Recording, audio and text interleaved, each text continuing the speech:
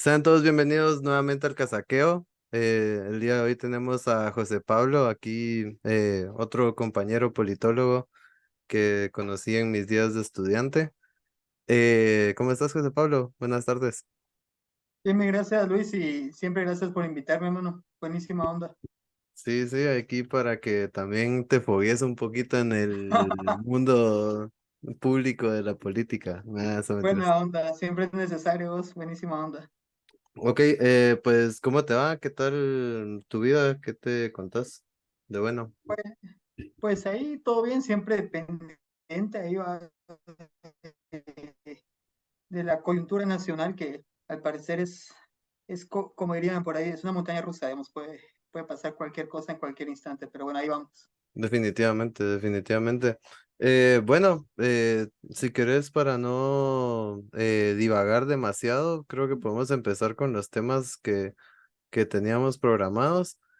Pues te preguntaba primero, pues ya he estado hablando con algunas personas, ya me han Ujú. dado un poco de contexto en cuanto a la situación, quiénes podrían estar detrás de cada partido, pero según tu opinión, ¿quién crees que tiene interés en reactivar un proceso contra el movimiento Semilla por una denuncia que ellos mismos impusieron hace pues años, ¿va? Y que sea precisamente en este momento que lo vuelven a sacar a la luz? ¿Quién crees que tiene interés en desestabilizar este proceso electoral a esta altura? ¿Y por qué no lo hicieron hace 4 meses?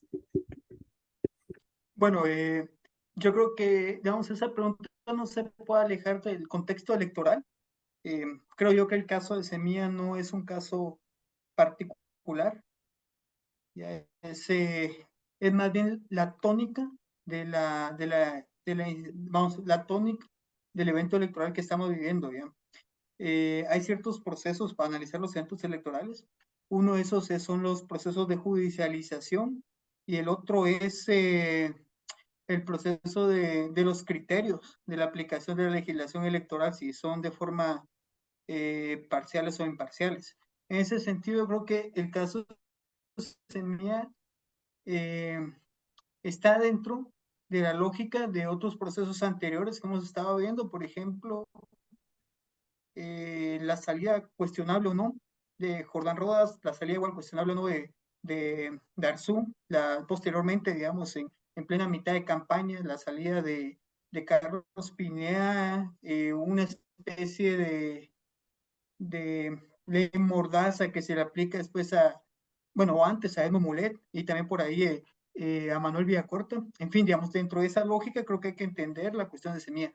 Lo de Semilla, si bien es cierto, no había salido a luz, pero no había salido a luz porque hasta, hasta que Semilla pasa a segunda vuelta no es necesariamente un actor político relevante en el sentido de un actor político que puede generar miedo al sistema. ¿Ya? No como en su momento lo puede haber hecho el MLP, lo pudo haber hecho Roberto Arzú. Digamos. Yo creo que si Semilla antes de la convocatoria de las elecciones hubiera aparecido dentro de la lógica política electoral, su destino hubiera sido muy similar al de ya sea Carlos Pineda, Roberto Arzú, Jordán Rodas. O sea que tu No, lectura más o menos es, se meten en todo, en el mismo saco a todos los personajes que intentaron eliminar de las elecciones, ya sea por defectos de forma, por delitos inventados o no, todos son parte de la misma estrategia y Semilla no era visto como alguien importante a quien tumbar antes de que pasara la primera vuelta. sí, claro. De la misma manera como Carlos Pineda no fue visto como alguien importante para sacarlo mediante ciertos formalismos electorales cuando fue inscrito a candidato, sino fue hasta que apareció como primero en las encuestas ya. Es un poco la tónica, digamos, en la medida que uno va representando una amenaza, ya sea por tu caudal electoral, pero principalmente por tu caudal electoral, en esa medida el mismo sistema va encontrando trabas para tu progresión. ¿Ya?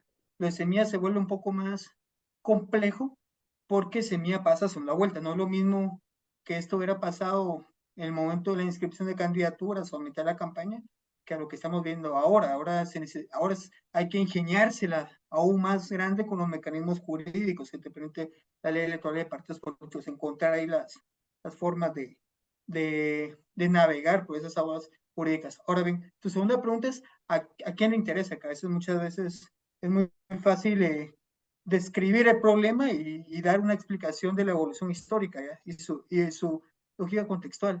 Muy bien. ¿A quién le interesa? Yo creo que pues la respuesta es muy sencilla, digamos. Le interesa al bloque y la estructura de poder. Ahí no hay pierde, digamos. ¿Por qué? Por Pero, el simple hecho perdón, de que solo, perdón que te corta ahí, ¿estás afirmando la existencia de la consigna del pacto de corruptos o simplemente a la estructura de poder que está montada ahora mismo en el Estado? sí, yo más bien me atrevería a decir a la estructura de poder, digamos, que está montada y que tiene un control multinivel de las instituciones políticas. Es que ese concepto es muy importante, el control multinivel, porque al final el control multinivel te permite ir sacando a rivales electorales, ¿ya? Eh, Como lo digo, digamos, y es lo mismo, digamos, si no hubiera sido Semilla, si hubiera sido Roberto Arzú en esta segunda vuelta, el mecanismo hubiera sido el mismo, ¿ya? Si Semilla no era excepción, a los otros partidos políticos. Lo que pasa es que en la medida que representas una amenaza al bloque y estructura del poder, el bloque y estructura del poder, que tiene muchas herramientas por el control multinivel de las instituciones públicas, pues de alguna u otra forma va a buscar sacarte la contienda electoral. ¿Y por qué representa una amenaza? Pues representa una amenaza, ya que tanto Semilla como los anteriores partidos que sacaron, los anteriores candidatos que sacaron, no son candidatos o partidos políticos de confianza al bloque del poder. ¿Ya? ¿Ok? ¿Crees que Mm, haya alguna lucha entre esa estructura de poder que tiene ese control multinivel que del que hablas y la gente que quiere venir a imponer una agenda globalista? ¿Crees que hay un enfrentamiento ahí? yo creo que es un enfrentamiento ficticio, creo yo. No, no existe, creo yo. Ya, más bien, la cuestión esa de imposición de agenda globalista es un discurso aglutinador para buscar legitimidad política del bloque que controla las instituciones, digamos. Eso es lo que creo yo, digamos, no. Es solo una Es, un- herramienta sí, es una ficción. Sí, para ideologizar la batalla, digamos. sí, es una herramienta discursiva que te permite aglutinar una serie de actores frente a un mismo discurso, ¿va? Desde luego, digamos, el discurso no puede decir, bueno, es que nosotros queremos controlar todas las instituciones, no, digamos, parte de la teoría política del discurso es crear tu enemigo, y ellos lo han creado ya, pero Ok. más bien, más allá de eso eh, es una ficción. Entonces, para vos, la lucha que se está viviendo aquí en Guate no tiene tanto que ver con injerencia internacional como la lucha interna de los poderes que hay aquí. Sí, sí, creo yo, sí, sí. No, no, tiene muy poco que ver con eso, y realmente... Eh, Vamos a ver, la lucha ahorita en Guatemala es una lucha muchísimo más básica, ¿ya?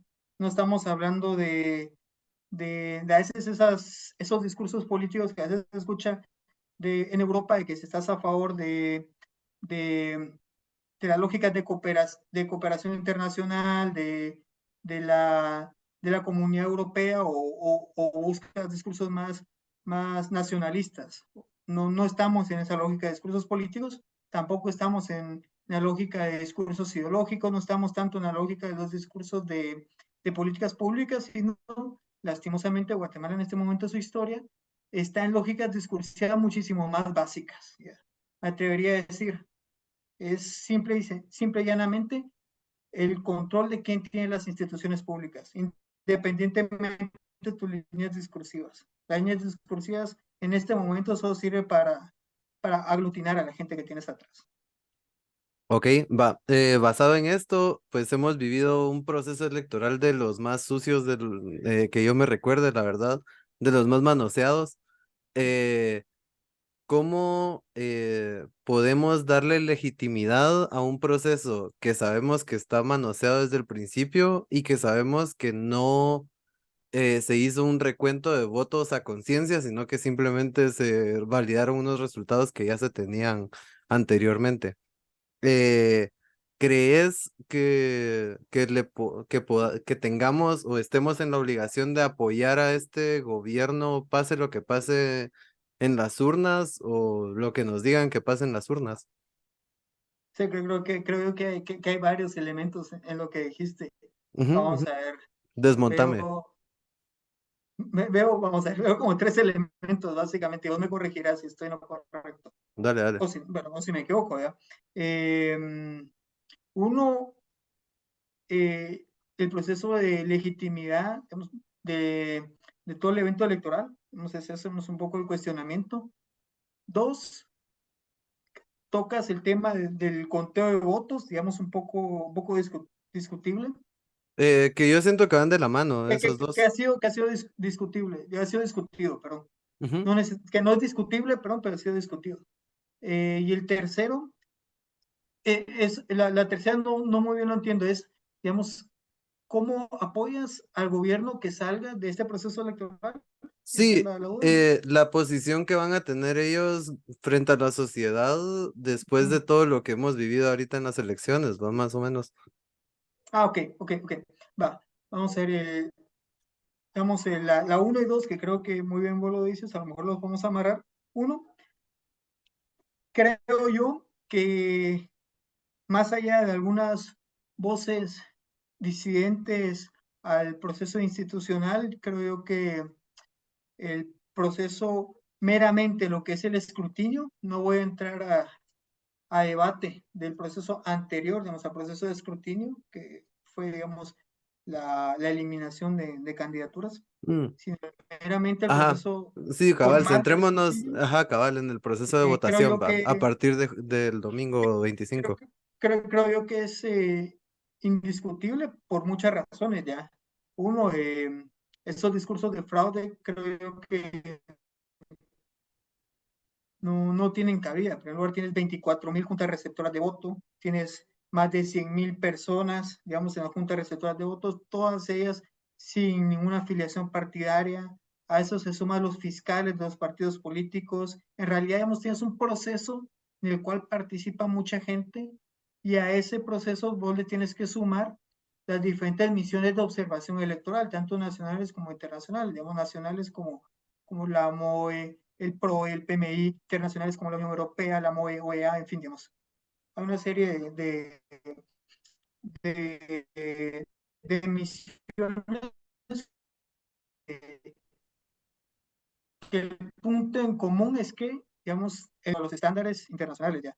Y a eso se suma, digamos, que la MOE GT, por eso es que es muy importante las misiones de observación electoral, saca lo que ellos le llaman el PBT. El PBT se utiliza en varios países para cerciorarse principalmente los datos que se están procesando en la instancia de la institución electoral, en este caso el Tribunal Electoral, concuerdan verdaderamente con los datos recogidos en las mesas electorales, ¿ya? Y efectivamente, vamos, el PBT, la MOEGT concuerda, la lógica del margen de error estadísticos, pero concuerdan con los datos del Tribunal Supremo Electoral, tal como sucedió en el 2019, que hay que recordar que también en el 2019 hubieron una serie de ataques también frente al proceso de conteo de votos, igual los hubo en el 2015. Manuel Valdizón dijo que esas elecciones eran ilegítimas, ilegales, que hubo fraude en el 2015, lo mismo vino a decir Manuel Valdizón en el 2023. La diferencia es que en el 2015 no caló ese discurso, en el 2019 tampoco caló, y en ambos procesos eh, los resultados electorales se contrastaron con los resultados del PBT y ambos coincidieron, digamos. Entonces yo creo que esa lógica de ilegitimidad del proceso electoral a partir del conteo de votos me parece que no tiene cabida. Ahora bien, la otra, la otra pregunta bueno, la verdad es que la siguiente pregunta creo que va a estar determinada principalmente Se por contesta cómo se va a con... desarrollar Ujú. la segunda vuelta, eso creo yo. Y segundo lugar, es incuestionable que el siguiente gobierno sea el de la señora Sandra Torres o el de Bernardo Arevalo, va a tener problemas importantes en generar apoyos sociales. ¿Y por qué me refiero a esto? Digamos, tenemos la primera vuelta fue el proceso electoral con menor con mayor porcentaje de abstencionismo desde el 2003, fue el 41%. Las lógicas guatemaltecas por lo regularmente dicen que en segunda vuelta el abstencionismo crece entre 10 y 15 puntos porcentuales, o sea, nos va a aumentar. Y sin mencionar que son los dos candidatos que pasan con la menor cantidad de apoyo relativo, apoyo porcentual, a una segunda vuelta. Nunca ha habido dos candidatos que pasan con tan poco apoyo porcentual en una segunda vuelta. Eso ya de por sí te dice que cualquiera de los dos, cada gobierno va a tener un reto importante en crear cohesión social. Ya, ya, entiendo. Va, bueno, ya me contestaste lo de la legitimidad y la verdad es que el debate o la conversación que he tenido últimamente con mis compañeros es si realmente está tan manoseado el proceso, aunque te guste Semilla, te gustaría que gobernara así, va, pero bueno, ya me contestaste esa parte. Ahora lo que te quisiera preguntar. Solo, perdón, Luis, digamos, Ujú. ¿dónde creo yo que podría ser medio cuestionable la lógica electoral? Es en el proceso justamente de calificación e inscripción de candidaturas. Ya, yo creo que Exacto, ahí la parte de inscripción de candidatos, que sentís que ahí sí hubo un poco de mañas para sacar a según quiénes. es, sí, sí, eso puede ser debatible y desde luego, digamos, el control multinivel de las instituciones del Estado que hace que haya una interferencia de un tercero en el proceso electoral, en este caso la FESI, que por cierto la FESI no solamente está interfiriendo en el proceso de semillas, sino a su vez también interfirió en el proceso de Numulet, ¿ya? Sí, En pues. fin. Sí, o sea, tienen como varios puntos de foco estas instituciones para ver cómo aferrarse a este poder. Ok, va. Basado en eso, según tu criterio, y pues yo no sé realmente dónde estás pareado en el mapa ideológico, pero te preguntaría, ¿qué político es el que nos espera gane Sandra o gane Arévalo? O sea, ¿qué tipo de políticas nos esperan? Y si crees que son las que necesitamos en este momento de Guatemala o si crees que en este momento nos habría ido mejor si hubiéramos tirado por otro tipo de candidato, a otro tipo de ideología, si lo quieres ver así. Eh, ¿Qué político nos espera? Una pregunta bien complicada, porque si uno hace un análisis muy somero, digamos, de la campaña electoral, lo menos que estamos viendo en campaña electoral son propuestas de política pública, ya. Así, la campaña electoral más bien está girando en torno a cuestiones un poco más de personalidad, ya, y a cuestiones más incluso extra electorales, me atrevería a decir, y lo cual implica, bueno, eso tiene un significado, ¿va? Básicamente es ese proceso de debilitamiento del sistema de partidos políticos guatemaltecos que te genera a su vez un sistema de candidaturas muchísimo más caudillescas y no tanto enfocada en políticas públicas y un contexto que también alimenta, digamos, ese tipo de posiciones. ¿Ya? Ahora bien, qué es lo que se puede esperar, digamos, de cada uno de estos, cada gobierno. Eh, yo me remitiría a las pocas pruebas que a lo mejor tenemos ahora. Creo que tenemos una Sandra Torres que hasta cierto punto le apuesta al continuismo, ¿ya? A lo mejor con mayores niveles de asistencialismo en políticas públicas de lo que vimos con Yamate, de lo que vimos con Jay Morales, hasta cierto punto busca un continuismo en cuanto a las formas, ¿ya? Y va a tener un reto muy grande, y es que por primera vez, desde el 2003, la UNE tiene un congreso muy chico, ¿ya? Nunca había tenido un congreso con tan pocos diputados, ¿va? Entonces va a tener un, va a tener bueno, pero va a estar obligado a generar pactos y alianzas con partidos políticos, y los que naturalmente harían pactos y alianzas a los partidos políticos corresponden a los partidos políticos que han mantenido de alguna forma o no el control del Congreso de la República. Estamos hablando de principalmente con el partido Vamos. Entonces, tenemos general lo que podemos esperar es cierto continuismo, ¿ya? A lo mejor, como digo, con un poco de más asistencialismo. En el caso de Semilla y Bernardo Arevalo, la lógica es un poco más compleja, ya uno, porque Semilla es un partido muy nuevo y desde luego no ha hecho gobierno ya. y su posición dentro del Congreso de la República ha sido una posición de oposición. Entonces, yo creo que siendo la línea lo que buscaría Semilla es hacer un fortalecimiento, por lo menos del Ejecutivo, que es lo que le va a competir y lo más seguro, de donde va a estar limitado, digamos, el fortalecimiento técnico y político del Ejecutivo, pero va a tener otro reto, y el reto va a ser generar alianzas estables en el Congreso de la República, que por el momento, digamos, es la tercera bancada, va a tener que buscar aliados en el Congreso de la República para hacer gobierno, ¿ya? Entonces, ambos van a tener un reto muy grande, ¿ya? De Semilla es un poco más una moneda al aire de cómo va a lograr que esas alianzas de estabilidad política. La UNE lo tiene un poco más claro porque lo ha venido trabajando en los últimos periodos electorales, pero desde luego eso implica un continuismo, creo yo, ¿ya? ¿Y cómo podés lograr eso, esas alianzas en el Congreso de la República cuando poco menos que le has gritado ladrón en su cara a todos los demás? Bueno, digamos, en política y Guatemala no creo yo que no es la excepción. Uno ve Europa y a veces tienen esos mismos patrones, digamos, los partidos políticos se pelean, se gritan, los candidatos se ofenden y después Es terminan parte del haciendo una show. especie de pactos porque forma parte de la lógica democrática, además porque la lógica democrática te obliga para crear la estabilidad política, te obliga a generar ciertos pactos y alianzas, ¿ya? El primer pacto y alianza que vamos a ver en el siguiente va a ser la elección, van a presidir las principales comisiones del Congreso. ¿Ya? Ese es el primer grupo de pacto. ¿Ya? Después están los pactos extra Congreso de la República, que hacer las nominaciones de gabinete, ¿ya? Que vamos a ver otras alianzas que se pueden ir formando ya. Pero, digamos, desde el punto de vista legal e institucional, esas dos son las principales herramientas que tiene tanto la UNE como Semilla 1, las negociaciones de quién va a dirigir el Congreso de la República, cómo logras aliarte, no sé, Semilla quizás, no sé, se me ocurre, ¿va? Con Cabal, por hacer un partido político atractivo de una alianza, o con Creo, la UNE a lo mejor, no sé, se me ocurre, vamos todos, ya.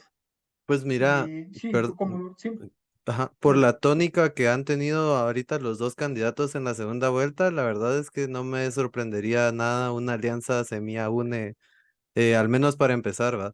Porque ya viendo que Semilla UNE para controlar el Congreso, sí, creo que o podría Semilla, ser. No, Semilla-UNE en el Congreso, Semilla-UNE en el Congreso. Yo pienso que sería interesante ya, en este punto. Pues yo veo que no se están tirando excesivamente lodo, ¿va? Públicamente, al menos entre los dos candidatos. Entonces, pues creo que por ahí podría empezar la cuestión en el Congreso. No sé qué pensás. yo creo que todo depende de quién gobierne. No es lo mismo el Congreso a partir del gobierno de la UNE y no es lo mismo el Congreso a partir del gobierno de Semilla. Yo creo que si es el gobierno, Sí, si es el tenés Congreso a razón. partir del gobierno de Semilla, Semilla va a ser el que va a tener que ir a buscar alianzas para mantener la estabilidad dentro del Congreso de la República. Si es a la inversa, va a ser la UNE. Y ahí el factor determinante, creo yo, o los dos factores determinantes, va a ser la posición que va a tener Vamos como bancada mayoritaria y la posición que puede tener Cabal como una de las Sí, bancadas cabal. bisagras. Sí, entiendo. O sea, ¿crees que sí depende mucho de quién parta de la posición de poder del Ejecutivo? Sí, sí, porque el primero que tiene el Ejecutivo es el obligado, A llevarse entre bien con comillas, todos.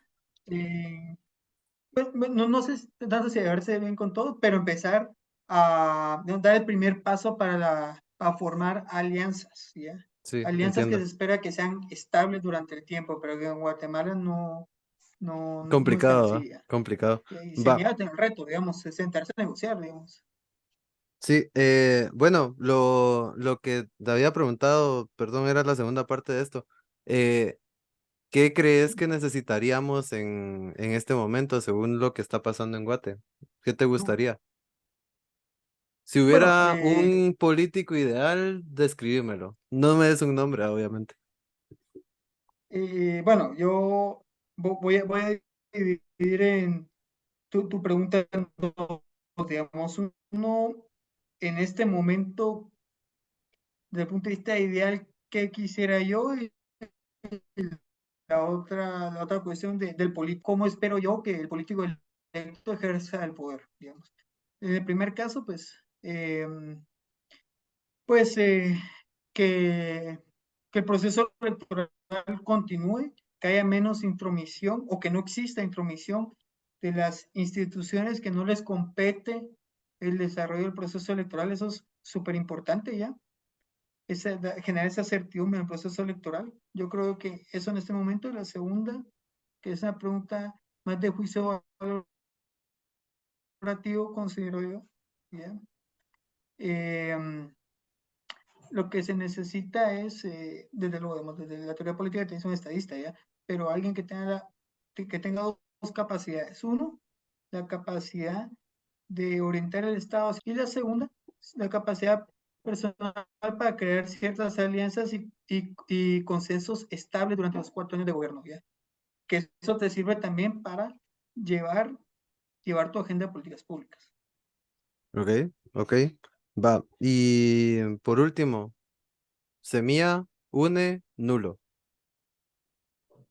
Vamos a ver, yo, te voy a ser sincero, yo no podría ser irresponsable ya y determinar ahí, tomar posiciones políticas. Lo único que puedo decir realmente es que motivar, digamos, a la gente que salga a votar. Yo espero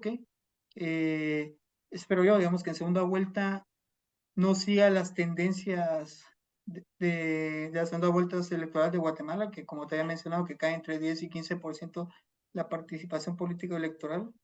Esperaría que no,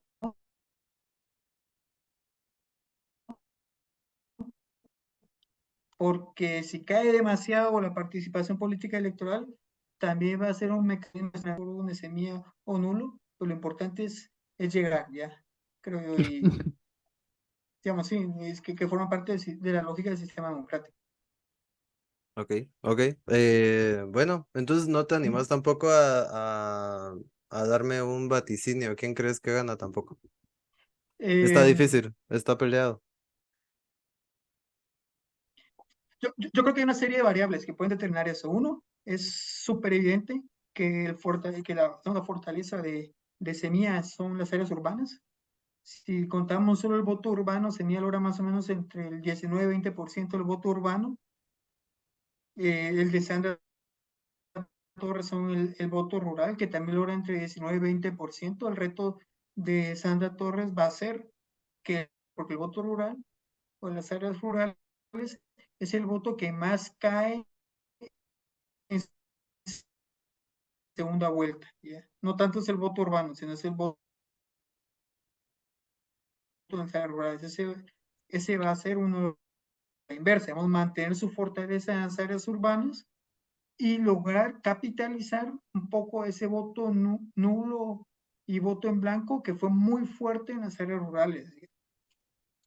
Ya, bueno, entiendo. Va. Pues eso sería todo, José. Muchas gracias por tu explicación. La verdad que me trajiste a la mesa varios conceptos que no había tocado en esta semana que estuve haciendo estos videos, pero sí, muy, muy buenos, muy buenos.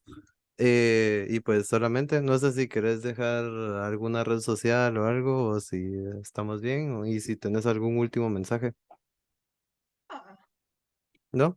Ok, va. Muchas gracias, pues, No, entonces. la verdad es que yo creo que bueno, perdón, yo creo que mi último, ah, No, dale, dale, dale, dale. bueno, está bien. No, yo creo que mi último mensaje es estar ahí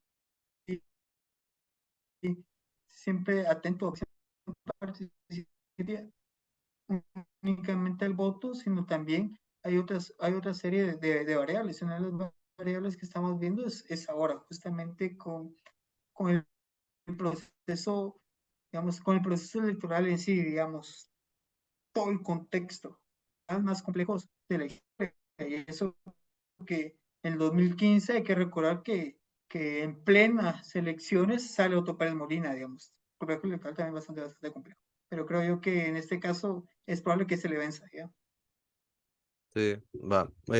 Pues muchas gracias. Esperemos a ver qué pasa y pues si se puede, te voy a tener otra vez en un par de semanas. Va, está en buena Va, onda. va. Nos vemos pues.